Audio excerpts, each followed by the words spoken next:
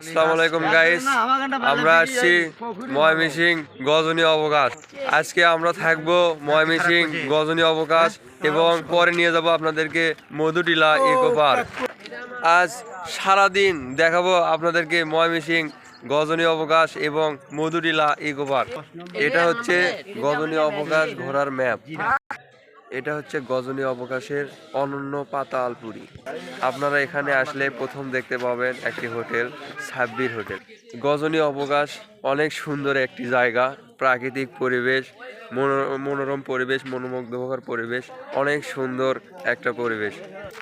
গজনী অবকাশে আপনারা আরও দেখতে পাবেন গজনী বোট ক্লাব। এই তো আমার সামনে দেখতে পাচ্ছেন বোট ক্লাব। এখান থেকে আপনারা বোট রাইড করতে পারবেন গজনী অবকাশে এসে। গজনী অবকাশের বোট রাইডটি অনেক সুন্দর। আমরা গজনী অবকাশে এসে কাজী নজরুল ইসলামের এক প্রতিচ্ছবি আমরা দেখতে পাচ্ছি। আর আমরা আরও দেখতে পাচ্ছি পাহাড়ের ওপর একটি পিকনিক স্পট, বনের ভিতর অসাধারণ একটি রাস্তা।